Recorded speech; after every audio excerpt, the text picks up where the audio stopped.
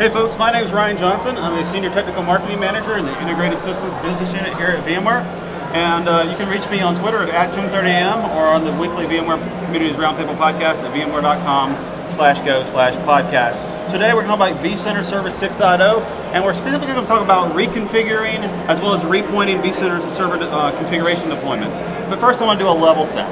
So in previous versions of vSphere, we had a deployment topology where you had different kinds of services you could separate, you could deploy separately or together. And so what we've done is taken services such as the inventory service, VPXD, syslog collector auto deploy, and vCenter server, and combine those together in 6.0 to a vCenter server management node. Right? This is a management node, or often called the vCenter server node. And we've taken the vCenter single sign-on and pulled that into a new component called the Platform Services Controller. So single sign-on has really evolved into the Platform Services Controller. It's no longer just single sign-on. We've added additional core services alongside single sign-on, such as licensing. Licensing has moved out of vCenter now into the core, into Platform Services Controller. We've added things such as the VMware Certificate Authority. If you want to check out more on that, go to vmware.com/go/INF4529 for a deep dive on certificate management, as well as certificate store. We've also have where product registrations, such like vRealize operations and NSX controllers, can actually register with the Platform Services Controller.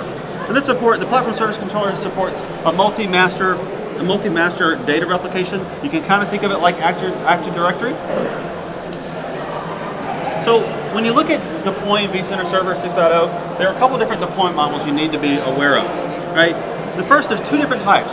The first deployment model is the embedded deployment. This is where you have the management group of services that we mentioned, the management group of services, VPXD, the web client, as well as syslog collector, dump collector. These are all one piece, but they're also deployed alongside the Platform Services Controller. So imagine you have one virtual machine or one physical host. You can deploy the vCenter management node group of services as well as the Platform Service group of services together in one deployment model.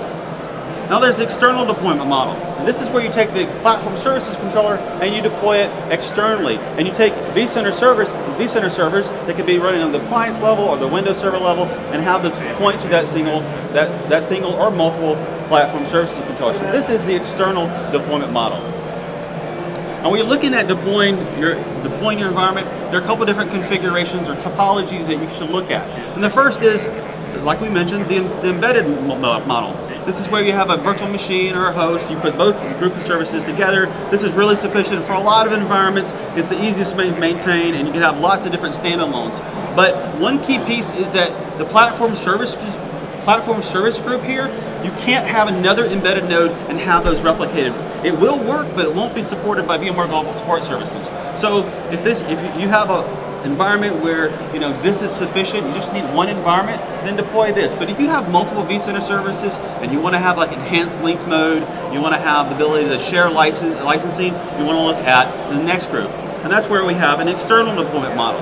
The external deployment models, we take vCenter server, we separate that from the Platform Services group of services, and vCenter server talks to the Platform Services Controller. And notice in this environment, I have a Palo Alto site. That's actually where the Platform Services group is deployed. It has a site connotation. But I can take this external deployment model for a local site in vCenter and expand this out. So imagine I have multiple sites. I can have one for Reston, I can have one for Cambridge, Mass in this example. They can all be synchronized together with a common SSO domain, vSphere.local or whatever you decide to call it when you deploy it, but I can have the connotation of different sites, Palo Alto, Cambridge, and Reston, and the vCenters in each site can point to that Platform Services Controller. Now if I want to add high availability in my site, I can actually put the Platform Services Controllers behind a load balancer. Now, you deploy two Platform Services Controllers with a common SSO domain, you enable that replication, and they're part of the same SSO domain. You put those behind a load balancer, such as an F5 or NetScaler, and now as of vSphere NSX 6.2, we support multi-port sticky sessions. You can actually put them behind an NSX Edge if you'd like to. And you have the vCenter server pointing to the VIP for those Platform Services Controllers, and you can enable high availability for your local site. Now you can go multiple site and just extend that and have a common SSO domain. In this example, we have 6 platform service controllers. Now, in a vSphere SSO domain, you can have a max of 8. But in this example, I have three sites, each with 2 platform services, 2 controllers. I can put those behind a VIP. I can have the vCenter servers pointing to the load balancer VIP and have high availability for my platform service to controller. If you want to add high availability for the the vCenter services, you could use today Windows Server failover clustering to do that. Now, before you actually deploy vCenter Server or vCenter Server 6.0, especially if you're upgrading, first thing you want to do is prepare for the target state. I've seen lots of customers who've got ahead of the game, put the cart before the horse, if you will, and deployed a vCenter Server 6.0 environment, a new platform services controller, and they want to take their 5.5 environment and move it into that environment, and that's not going to be supported. You need to prepare your current site for that upgrade process. It's important to note that you cannot point a vCenter Server 5.5 or 5X environment to a 6.0 platform services controller. It is supported in a rolling upgrade, but you can't just point it to a net new environment. We'll talk about that in just a moment. So, if you've got a 5X environment, but you want to keep an embedded model, you've got everything put together on the existing vCenter server, it's a simple upgrade, right? You can upgrade to vCenter Server 5.x, in this example 5.5, you can upgrade it in place and get an embedded model. You got the platform service group of services, you got the vCenter group of services. They all reside on a single host or VM. Now, if you've got a single embedded model today in 5X and you want to move to an external deployment, that is more complicated, and that's where you need to pay attention. So if we want to go to an external model, we have to restructure our environment before the upgrade. If you've got that 5.5 environment, you want to go to external model, everything currently exists on a standard embedded deployment, you want to go forward. First thing you do is deploy your external platform services controller, right? And you're going to repoint your 5.5, you're going to restructure your environment. So you're going to take the vCenter Server 5.5, you're going to deploy a new SSO instance and repoint things such as the web client, DPXD, and inventory service to that 5.5 SSO. Okay, it's important you do that because you cannot take a 5.5 environment and point it to a net new 6.0 platform service controller. So deploy a new SSO 5.5 instance, you run your repoint commands, and once you do that, you can remove the local SSO from the 5.5 embedded instance. It's key that you actually remove SSO because when you do the upgrade, it's still going to see the registry keys and think that you still have SSO installed. So you must uninstall, and then you can upgrade the SSO instance, the new SSO instance that you did the repoint to, upgrade that to 6.0, become a platform services controller, and then finally you can upgrade your vCenter node. Right? Those are the steps. And if you want more information on that, make sure you follow KB article 2128430 because that is your friend. You definitely want to make sure you follow that prescriptive guidance taking you from a 5X to a 6.0, especially when you have an embedded deployment and you want to move to an external deployment model. So let's talk about vCenter Server 6.0 Update 1. We've added some cool new features for reconfiguration and repointing. So I mentioned that there's instances where you've deployed an instance of vCenter Server 6.0, but you deployed it in the GA release of 6.0 and it's an embedded model, right? You didn't have an external model. Well, you can't just go into 6.0 and repoint it to another platform service controller, especially in another site. So we've added some cool new features to allow you to take an embedded deployment model and change that to an external model in Update 1. So let's talk about reconfiguration. And so sometimes you'll hear us talk about these in different, talk about the embedded deployment model, right? This is where you have the vCenter server, right? All together with an external all together with an embedded platform service controller. Well, what we're going to do is we're actually going to deploy another external platform services controller and replicate this to the embedded platform service controller. So now it's replicating. It's as a partnership, that replication partnership with that vSphere local domain or that common SSO domain, if you will. Then we have the option to reconfigure this deployment and move this to an external deployment model, where you have a separate management vCenter and you have a separate platform services group, and the PSC is no longer on that, where the vCenter setting. The CS refer to this as an MXN deployment. In some KB articles, that just means you have a management node and you have an infrastructure node. That's what that N stands for, infrastructure node. So, how do you do this? All right, so the first thing you're going to do in 6.0 update 1, you need to make sure you upgrade and you have 6.0 update 1. If you've got existing 6.0, in this example, we have an appliance that's running 6.0. We want to upgrade the vCenter server, so we'll run the commands to the software packages list. We'll stage those packages, and we can actually run the install for the update 1 ISO. All right, so make sure you take your 6.0 vCenter and upgrade it to update 1. That's the first stage. And then you're going to actually, once you get it to update 1, you're going to deploy an additional platform service controller, and you're going to replicate those two. So you can extend that vSphere local domain or the SSO domain, extend those two. And then you're going to have the option to run the cmsso-util command from either Windows or the appliance. In this example, we're running it from the appliance. So you run cmsso-util, reconfigure, and then with a repoint command.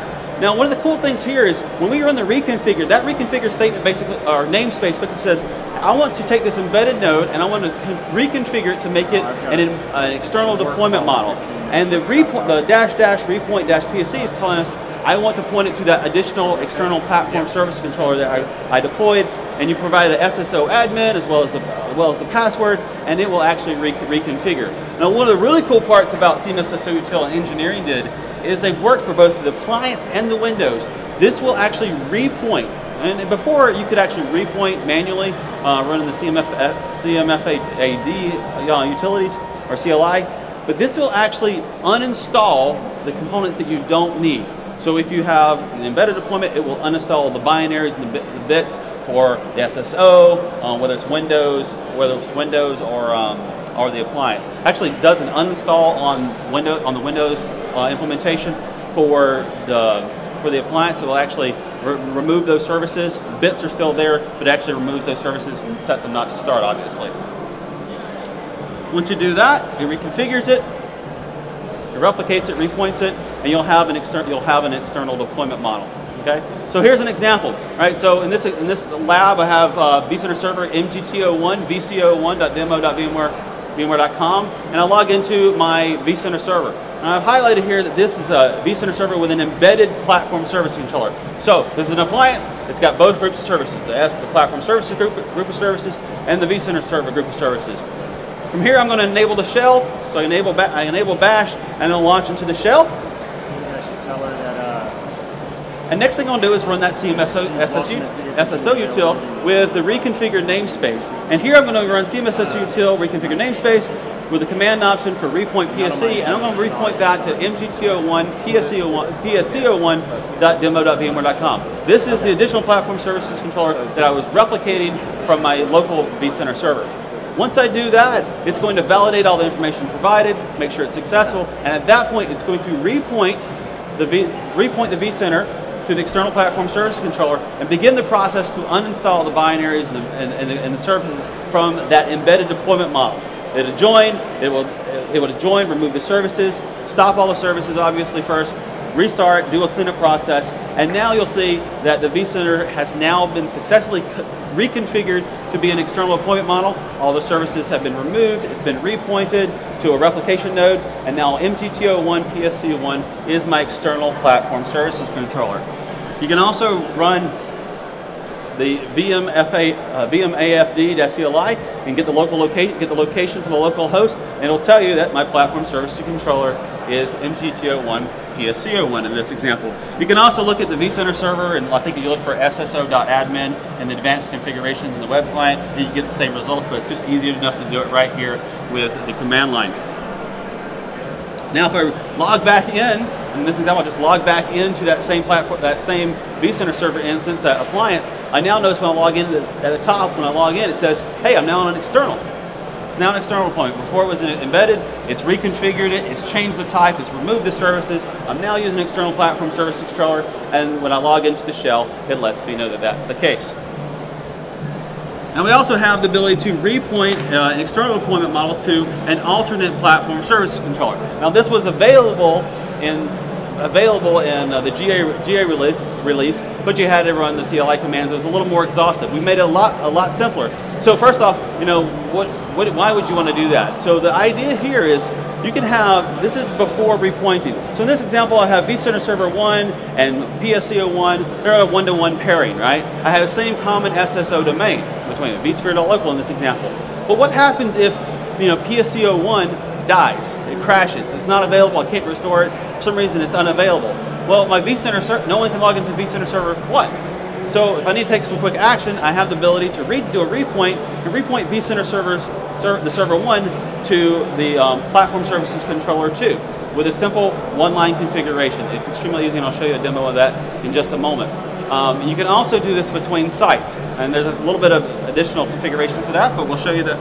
I have a blog post at blogs.vmware.com/vsphere that goes into if it needs to be across sites, how you do that. So in this example, I'm going to show you actually how you do the repoint command in 6.0. Same kind of deal. You log into the platform. You log into the vCenter server. Again, this is our external platform services controller deployment, external deployment. You log in. You enable shell, the bash shell, launch the shell, and here I'm going to run CMS SOUtil with a repoint instead of reconfigure, and I'm going to tell it to repoint to MGTO1 PSC02, my second platform services controller. Once I do that, it will reconfigure, and now I am using Platform Services Controller 2 instead of Platform Services Controller 1. A lot less commands than the previous instances. It will actually shut down all the services, do the repoint steps, bring all the services back online, and now you've been repointed to an alternate Platform Services Controller that easy. And again, you can check it using the vmafd-util command. Look for localhost. Tell me which Platform Services Controller I'm connected to, and in this instance, it verifies that I'm using Platform Services Controller number 2. If you'd like to learn more about the repointing or vSphere in general, vCenter Server in general, check out blogs.vmware.com/vsphere. You can learn more about vCenter Server. You can reach me at 10:30 a.m. on Twitter, or again on the weekly podcast at blogs.vmware.com/go/podcast.